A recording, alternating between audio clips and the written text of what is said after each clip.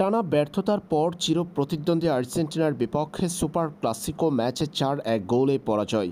এমন হারের পর ব্রাজিল ফুটবলের সর্বোচ্চ নিয়ন্ত্রক সংস্থা কনফেডারেশন অব ব্রাজিল ফুটবলে অস্থিরতা চলছে। দেশটির বিভিন্ন গণমাধ্যমের তথ্য, বড়সড় পরিবর্তন আনতে যাচ্ছে ব্রাজিল ফুটবল। বিশ্বকাপ বাছাই পর্বের পয়েন্ট টেবিলে বর্তমানে চতুর্থ স্থানে আছে ব্রাজিল। এই পজিশন ধরে রাখতে পারলে বিশ্বকাপের মূল পর্বে জায়গা করে নিতে পারবে সেলেসাওরা।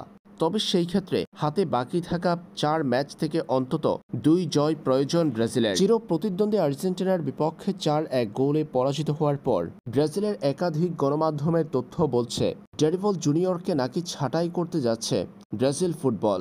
একই সূত্রের দাবি, নেইমার ভিনিসিয়াসদের কোচ হওয়ার দৌড়ে নাকি সবচেয়ে এগিয়ে আছেন কার্লো আনচেলত্তি। ইতিমধ্যে confederation of Brazil football CBF নাকি কার্লো আনচেলত্তির সঙ্গে যোগাযোগ করেছেন।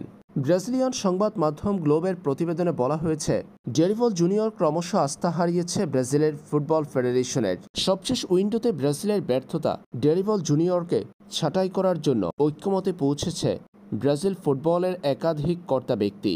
গ্লোবের প্রতিবেদনে বলা হয়েছে, ব্রাজিল ফুটবল নাকি ডেরিভল জুনিয়রকে ছাঁটাই করার জন্য সিদ্ধান্ত প্রায় চূড়ান্ত করে ফেলেছে। তবে সেটা হবে জুন-জুলাই মাসে ক্লাব বিশ্বকাপের পর। ক্লাব বিশ্বকাপের পর রিয়াল মাদ্রিদের কোচ কার্লো আনচেলত্তিকে নিয়ে আসার চেষ্টা করবে সিবিএফ, যার চুক্তির মেয়াদ থাকবে ২০২৬ বিশ্বকাপ পর্যন্ত।